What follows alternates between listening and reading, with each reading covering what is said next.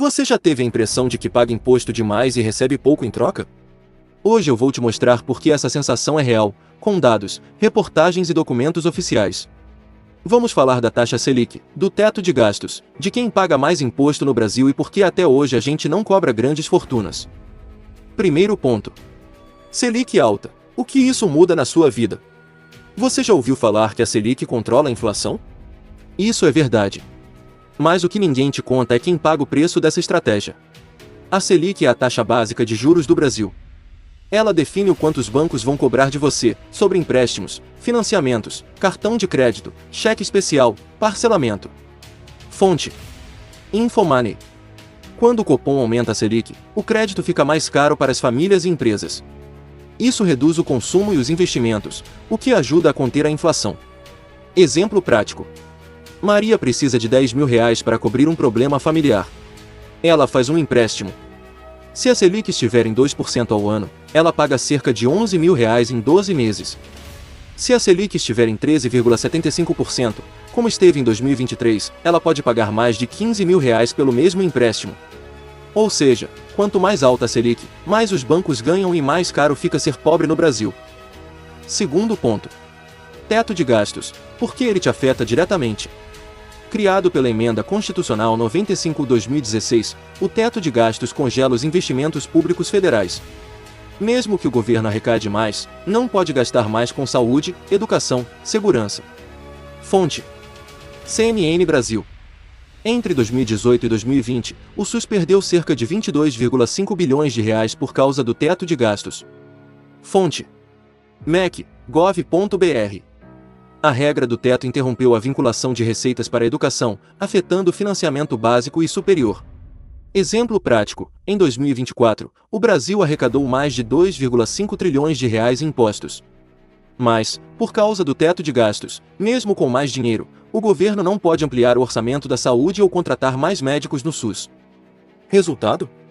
Hospitais lotados, falta de medicamentos, fila para exames, salas de aula superlotadas, cortes em bolsas e universidades. Para onde vai esse dinheiro a mais? Ele vai em grande parte para o pagamento dos juros da dívida pública e esses juros estão diretamente atrelados à taxa Selic. Quanto mais alta a Selic, maior o que o governo paga para quem tem títulos públicos. Fonte: Brasil de Fato. Com a Selic alta, o custo de rolar a dívida pública aumenta significativamente, desviando recursos que poderiam ser investidos em áreas essenciais como saúde, educação e segurança. E o mais grave, quem ganha com isso são os que têm dinheiro para investir. Ou seja, quem tem capital sobrando, aplica no Tesouro Direto ou outros investimentos indexados à Selic, e recebe altos rendimentos com risco praticamente zero.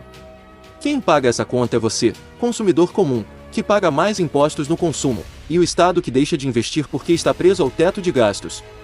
Isso tudo configura uma transferência de renda inversa, do mais pobre para o mais rico, via política monetária e fiscal. Terceiro ponto. Quem paga mais impostos no Brasil? Você pode se surpreender, mas os mais pobres pagam mais impostos proporcionalmente do que os mais ricos. E não é exagero, é dado oficial. Fonte: IBPT. Instituto Brasileiro de Planejamento e Tributação. Quem ganha até 3 salários mínimos representa 79% da população e responde por 53% da arrecadação total de impostos. Isso acontece porque, no Brasil, a maior parte dos impostos é sobre o consumo, ICMS, IPI, PIS e COFINS, embutidos nos preços de tudo que a gente compra: comida, gás, roupa, remédio, transporte, etc. Exemplo prático. Imagine duas pessoas comprando o mesmo botijão de gás por R$120. Desse valor, cerca de R$35 são impostos. Maria ganha R$1.000 por mês. Ela está gastando 12% da sua renda só nesse item essencial. Já João ganha R$10.000 por mês. Para ele, isso representa só 1,2% da renda. Ambos pagaram o mesmo valor de imposto, R$35, mas para Maria esse valor pesa muito mais. E isso se repete em tudo que ela compra: arroz, transporte, energia, sabão, etc. Fonte: Sebrae. Famílias que ganham até 2 salários mínimos comprometem até 23% da renda com tributos embutidos em bens básicos. Enquanto isso, os mais ricos, que gastam uma parcela menor da renda com consumo, e uma maior parte com investimentos, são muito menos afetados. Isso porque lucro, dividendos e grandes fortunas no Brasil são pouco ou nada tributadas. Conclusão: no Brasil, o imposto não pesa mais para quem tem mais. Ele pesa mais para quem gasta tudo o que ganha com necessidades básicas. E isso é o que chamamos de sistema regressivo. Quem tem menos, paga proporcionalmente mais. Quarto ponto: por que o Brasil não cobra imposto sobre grandes fortunas? Você talvez não saiba, mas o Brasil já prevê esse imposto desde 1988, no artigo 153 da Constituição. Fonte: Senado Federal. O IGF, Imposto sobre Grandes Fortunas, está previsto no artigo 153 da Constituição, mas depende de uma lei complementar que nunca foi aprovada. Ou seja, a lei existe, mas nunca saiu do papel. E o resultado é claro: os super ricos continuam pagando proporcionalmente menos impostos. Fonte: Politize. Esse imposto incide sobre o patrimônio pessoal. Não pode ser repassado para os preços dos produtos nem para as empresas.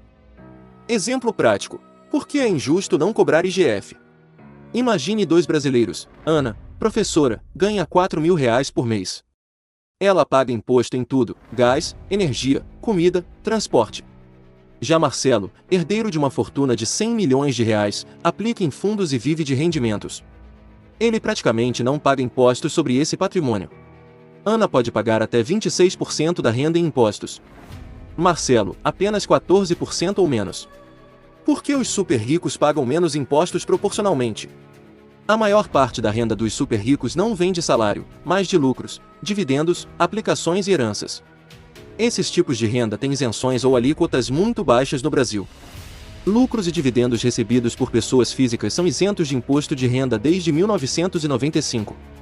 Um empresário que distribui R$ 1 milhão em lucros não paga nada sobre isso como pessoa física. Ganhos de capital, como valorização de ações e imóveis, pagam no máximo 15% a 22,5%, mas só se a pessoa vender. Se não vender, não paga nada. Isso permite acumular riqueza indefinidamente sem ser tributado.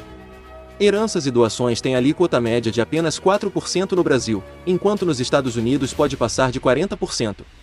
De volta ao exemplo. Marcelo tem um patrimônio de R$ 100 milhões. Ele ganha R$ 5 milhões por ano com rendimentos de investimentos. Não tem salário fixo, só recebe lucros e dividendos. Como esses rendimentos são isentos, ele não paga IR sobre a maior parte. Agora compare com Ana, professora que ganha R$ 4.000 por mês, R$ 48.000 por ano. Paga IR na fonte, mais ICMS embutido em tudo que consome. Ana pode pagar 26% da renda em impostos. Marcelo, mesmo ganhando 100 vezes mais, paga 14% ou menos, porque sua renda não é tributada na origem e o que paga vem de impostos indiretos, como consumo eventual. Ou seja, ele só paga se consumir. Conclusão: o sistema brasileiro não só permite como incentiva os mais ricos a pagarem proporcionalmente menos. Isso é possível porque quem vive de renda no Brasil é tratado melhor pelo fisco do que quem vive de salário.